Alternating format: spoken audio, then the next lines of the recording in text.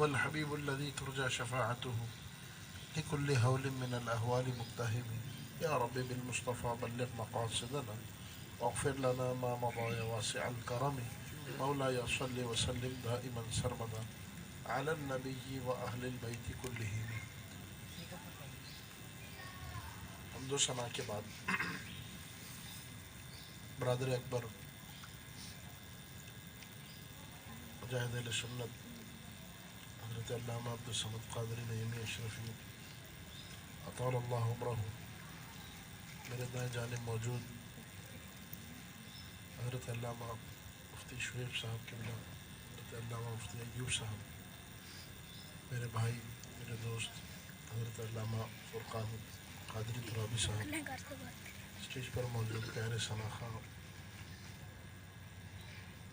آپ حاضر ہیں۔ اللہ رب العالمین کا ہم پر بڑا کرم ہے کہ اس نے ہمیں اپنے اور اپنے حبیب کے ذکر میں جمع فرما دیا ہے۔ اس وقت گرم لحافوں میں، گرم بستروں میں ہم بھی جا کر بیٹھ جاتے، گرم گرم مونگ پھلیاں کھا لیتے، گرم چائے پی لیتے، بستر کی تپش اور اس کی لذت اور اس کی گرمی لے لیتے، لیکن اللہ رب العالمین نے اپنے نیک بندوں کی شان کو ذکر کیا۔ شان کیا ذکر کی؟ یدعون ربا خوفا وطمعا، کہ جب اللہ کے بندے وہ ہیں اپنے رب سے دعا کرتے ہیں، ایک تو رب سے ڈرتے ہوئے مانگتے ہیں، خوف رکھتے ہیں، اور ایک طمع رکھتے ہیں، ایک لالچ رکھتے ہیں۔ رب کا خوف بھی رکھتے ہیں اور لالچ بھی رکھتے ہیں۔ خوف کس چیز کا رکھتے ہیں؟ کہ بڑی بارگاہ مانگا ادب سے جائیں، اور لالچ اس بات کی رکھتے ہیں کہ اللہ تعالی ہماری بھی قبول فرما ہی لے گئے انشاءاللہ۔ یہ اللہ والوں کی شان ہے۔ اللہ تعالیٰ ان لوگوں کے درجے میں کہ جن کی سنی جاتی ہے، اللہ تعالیٰ ہمیں بھی قبول فرما لے۔ اجال جی قدر ٹھنڈی رات ہے، موسم ٹھنڈا ہے، باوجود انتظامات کے ٹھنڈ کا احساس ہے۔ اللہ تعالیٰ عبدالسلام بھائی ان کے اہل خانہ کو اس محفل کے اہتمام پر، انعقاد پر دارین میں سعادت عطا فرمائے۔ اللہ تعالیٰ ہم سب کی حاضری قبول فرمائے۔ اگر یہ مائک اور یہ ایکو نہ بھی ہو تو بھی ہم اتنے لوگ ہیں کہ بسہولت آپ میری آواز کو سن سکتے ہیں۔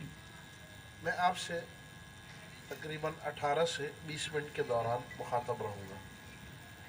شہروز بھائی نے بھرپور کوشش کی آپ پر ماشاءاللہ کہ آپ کسی طور سبحان اللہ کی صدا اور ماشاءاللہ کی صدا نکالیں، لیکن مجھے اندازہ ہوا کہ آپ نے اسے فریج میں رکھ دیا ہے، یا وہ خود ہی سے آپ کے پاس فریز ہو گئی ہے۔ بھلے سے سبحان اللہ نہیں کہیے گا، بس اسی ذوق سے ہاتھ لپیٹے لپیٹے توجہ آنکھیں میری طرف رکھ دیں۔ میں آپ سے 18 سے 20 منٹ مخاطب رہوں گا اور عنوان کو مکمل کر دوں گا۔ سب سے پہلے سوال قائم کرتے ہیں۔ سوال کیا ہے؟ میرا آپ سے سوال یہ ہے کہ یہ اچانک سے 11ویں منانے کا چکر کدھر سے آ گیا؟ ٹھیک ہے، اچانک سے یہ بزرگوں کے دن منانے کا، ان کی باتیں کرنے کا، ان کے چرچا کرنے کا، ان کی کرامتیں سنانے کا معاملہ کدھر سے آ گیا؟ یہی اعتراض آپ پر اور لوگ کرتے ہیں، کبھی سوشل میڈیا کے ذریعے سے کرتے ہیں، کبھی آپ پر جناب والا سامنے آ کر کرتے ہیں، کبھی اپنے جمعے کے بیانات میں کرتے ہیں، کبھی کس انداز سے، کبھی کس انداز سے۔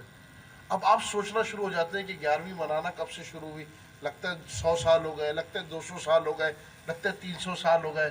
نہیں، کہ اپنا آئیڈیا لگانا شروع کرتے، پھر سوچتے ہیں کسی سے پوچھ کے آؤں گا، پھر بھول جاتے ہیں، پھر وہ بندہ ملتا ہے آپ کو، بولتا ہے بھیا وہ کیا ہوا، تم نے پوچھا نہیں پوچھا، آپ پھر بھول جاتے ہیں۔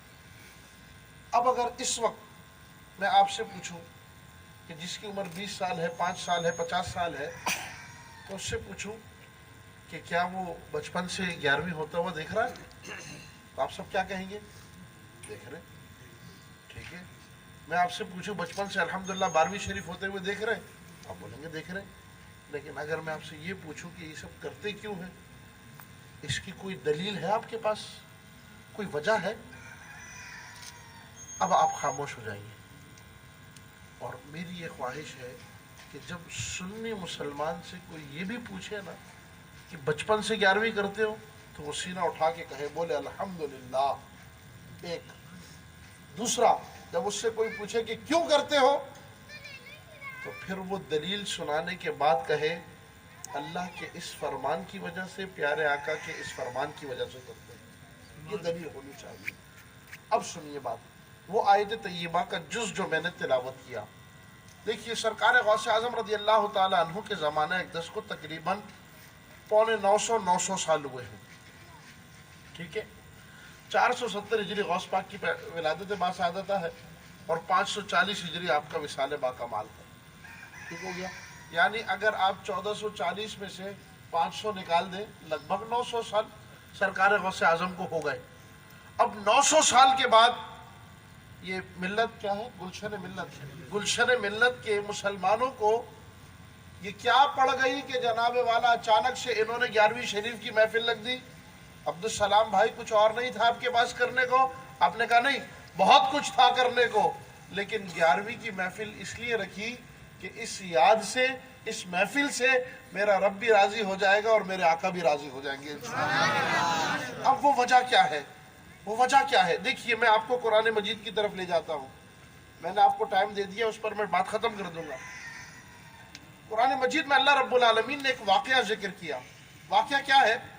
واقعہ بہت طویل واقعہ ہے، اور میں حضرت کا، مجھے مفتی شعیب صاحب کو اور ایوب صاحب کا حکم تھا کہ 9:30 آ جانا ہے آپ نے۔ میں نے قبلہ علامہ فرقان صاحب کو ٹھیک 9:30 پہ کال کر دی کہ میں آ گیا ہوں، جانا کدھر ہے؟ تو یہ شاید کئی مصروف تھے، پھر مجھے حضرت لینے آئے، اور میرا یہ ذہن تھا کہ میں اگر 9:30 پہنچوں، مجھے 9:45 مائک مل جائے گا تو 10:30 تک میں 45 منٹ کا ایک اچھا سا پیریڈ پڑھا دوں گا۔ لیکن پھر انشاءاللہ حضرت نے مجھے کہا ہے کہ مجھے پھر بلوائیں گے، تو آپ پتہ نہیں سنیں گے یا نہیں سنیں گے، لیکن میں آ جاؤں گا انشاءاللہ۔ توجہ ہے۔ اب اللہ رب العالمین نے ایک واقعہ ذکر کیا، واقعہ بہت طویل ہے، پھر کسی موقع پر آؤں گا، سارا سناؤں گا انشاءاللہ۔ ابھی اس سے اپنے عنوان کے تحت بات لی۔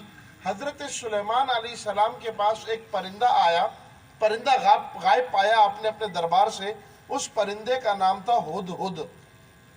حضرت سلیمان نے فرمایا بھیا کدھر ہے؟ خبر لائے، بات بتائے، رپورٹ دے، غیر حاضری کی وجہ کیا ہے؟ اگر اس نے کوئی مناسب وجہ پیش نہیں کی تو میں نے اس کو ذبح کر دینا، اس کی نسل ختم ہو جانی ہے۔ خبر لائے، اتنے میں ہدہد آ گیا، چھوٹا سا پرندہ ہے، ہمارے یہاں بھی پایا جاتا ہے۔ وہ آ گیا، اس نے کہا حضور والا ہے، خبر یہ لایا ہوں کہ ملک سبا میں ایک خاتون بادشاہ ہے، ایک خاتون ہے، ذرا ایک لمحے کو بند کر دے، مکمل ایک لمحے کے لیے مکمل بند کر دے۔ اب میری آواز کیسی لگ رہی ہے؟ زیادہ صحیح ہے نا؟ ہاں، تھوڑی دیر بند کر دے، پھر ثنا خانی میں بند رہنے دیجیے۔ آپ مجھے سن رہے ہیں نا؟ صحیح آواز آ رہی ہے؟ اس لیے کہ جو مستقل شر کر رہا ہے نا، یا تو اس مائک کو کہیں سے ارتھ مل رہا ہے یا اس کو وولٹیج پورے نہیں مل رہے، اس وجہ سے یہ ہم ٹیلی ویژن وغیرہ پہ جب پروگرام کرتے ہیں تو وہ ہمیں مائک پر بولنے کی کتابیں پڑھواتے ہیں، ٹھیک ہے؟ تو یہ نہیں، مجھے خود تکلیف ہو رہی ہے نا، تو میں آپ کو نہیں سنا سکتا صحیح سے۔ توجہ کیجیے۔ حضرت سلیمان اللہ کے نبی نے، ختم کر دوں، 10 منٹ رہ گیا، 8 منٹ، ہاں ختم کر دوں۔ حضرت سلیمان اللہ کے نبی نے ہدہد کے متعلق پوچھا کہ بھیا یہ کدھر ہے؟ یا تو یہ آئے اور خبر دے، نہیں تو میں نے اس کو ذبح کر دینا ہے۔ ہدہد آیا، آ کر کے اس نے خبر کیا دی؟ اس نے کہا حضور والا ایک بڑی شاندار خبر لایا ہوں، یہ خود خبر بھی ایک بڑی خبر ہے، اس پر بھی بڑی بات ہے، ٹھیک ہے؟ انشاءاللہ پھر آؤں گا، سناؤں گا انشاءاللہ۔ حضرت سلیمان سے اس نے کہا حضرت صاحب ایک علاقہ دیکھ کے آیا ہوں، وہاں کے لوگ عورت کی بادشاہی میں رہ رہے ہیں۔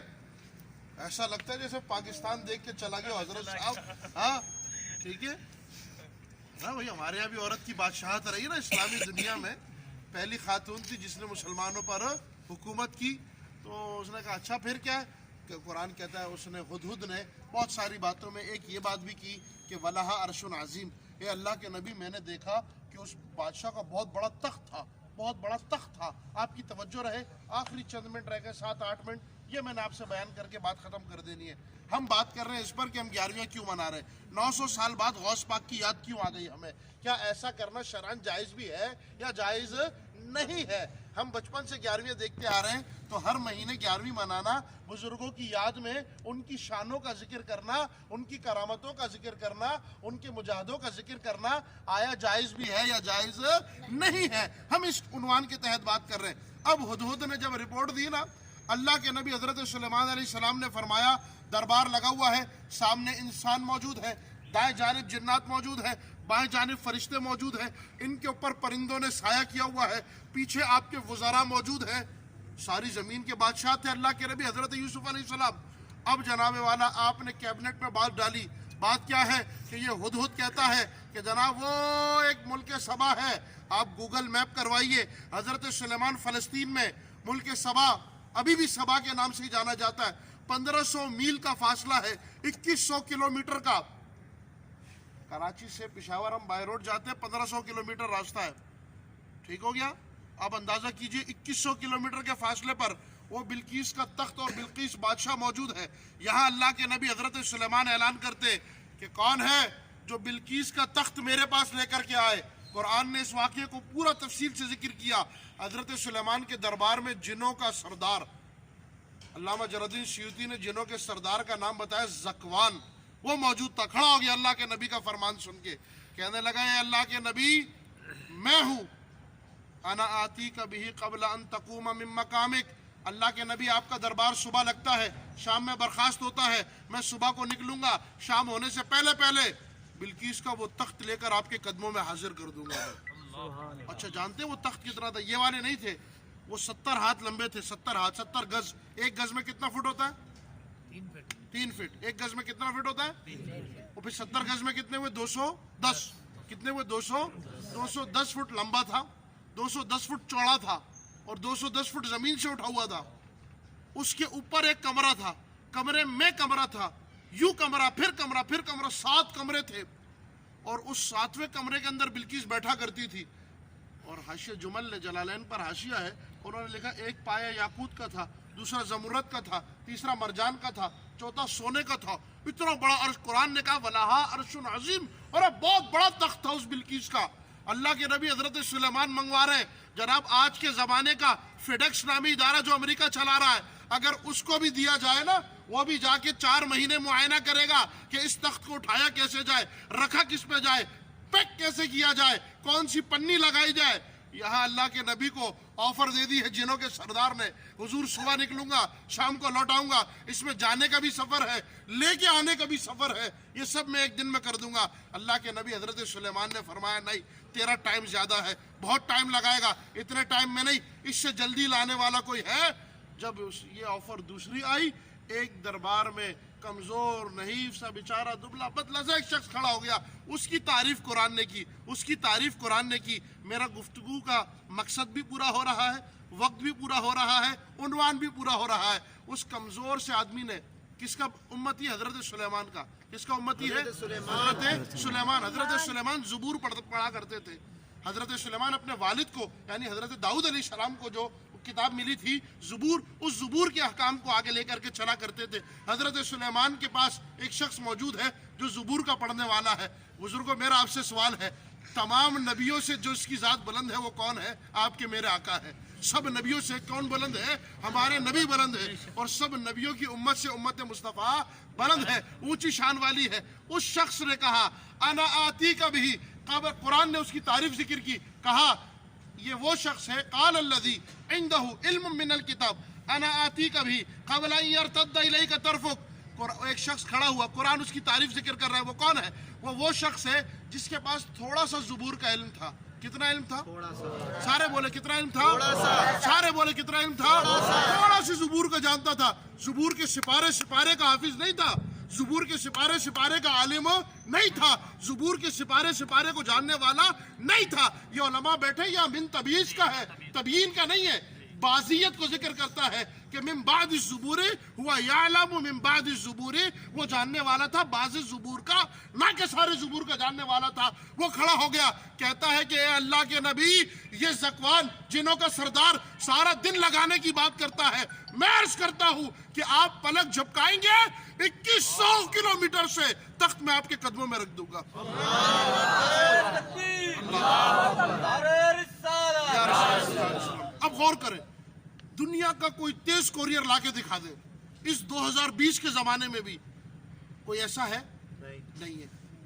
حضرت سلیمان کا امتی ہے, اتنا کمال لگتا ہے, تھوڑے زبور کو جانتا ہے, اتنا کمال رکھتا ہے. اچھا پھر یہ تو پچھلی امت کی بات تھی, تو قرآن میں اس کو ذکر کرنے کی کیا ضرورت تھی؟ قرآن تربیت کر رہا ہے کہ دیکھو جیسا قرآن اپنے پچھلے گزرے ہوئے لوگوں کو نہیں بھولا, تم نے پیچھے گئے ہوئے غوث اعظم کو بھولنا نہیں ہے, یاد رکھنا ہے, ان کی باتوں کو یاد رکھنا ہے, ان کی تعلیمات کو یاد رکھنا ہے, ان کے قصائد کو یاد رکھنا ہے. دیکھیے اس شخص کی تعریف کی قرآن نے, اس کی تعریف میں آیت اتاری, کیا کہا؟ قال الذی عنده علم من الکتاب, الذی اس میں موصول صلہ کے ساتھ مل کر کے جملہ توصیفی بنے گا. حضرت صاحب اس شخص کی توصیف میں, اس کی مدح میں, اس کی تعریف میں اللہ نے قرآن نازل کر کے یہ بات بیان کر دی کہ جب حضرت سلیمان کا ولی وہ قرآن میں توصیف اور تعریف کے قابل ہے, تو امت مصطفیٰ کا ولی بدرجہ اتم قابل ہے.